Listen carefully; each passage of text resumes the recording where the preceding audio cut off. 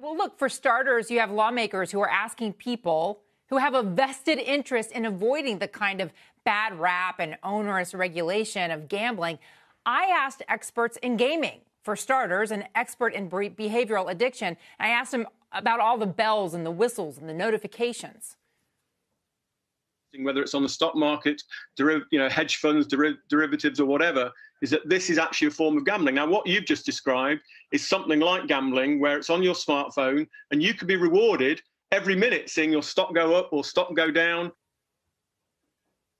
Now, look, investment platforms could snatch a page from the playbook of highly regulated gaming companies. First, put all that data they're collecting on customers to good use. Develop predictive analytics to identify markers of harm.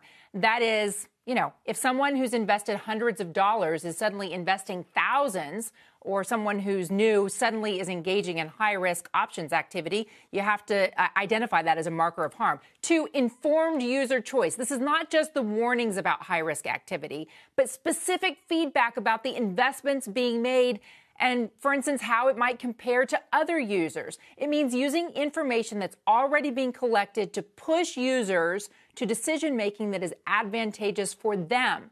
What the casino industry has found is that eliminating the addictive, destructive aspects creates long-term sustainable customers, not those who flame out.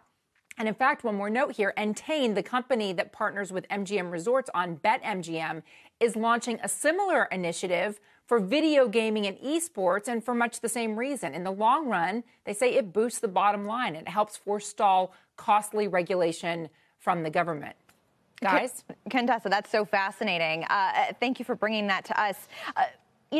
With Robinhood in particular, one of the things that it pioneered was this idea, and you touched upon this, of, bringing these kind of animated emojis and different icons into various trading aspects.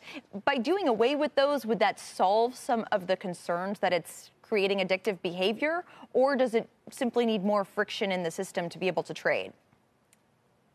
So the behavioral addiction psychologist that I talked to said, look, there has never been an addictive lottery. Why? Because you have to wait for days to get the answer to whether you win or lose. He goes, but I could create an addictive lottery. In fact, they have it in Keno, where if you are looking for that automatic input. So he says look, if you don't award free stock for signing up, surely that would help. But he says that's not the problem. The real problem, whether it's gambling, video gaming, or investing, is when it starts interfering with your life, when it starts interfering with your finances. If it interferes with your relationships, like all addictions, this is when it's considered a problem.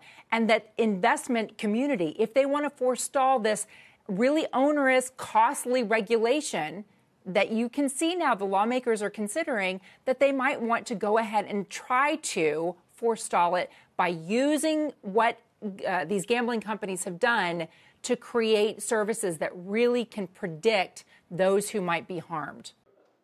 Shepard Smith here. Thanks for watching CNBC on YouTube.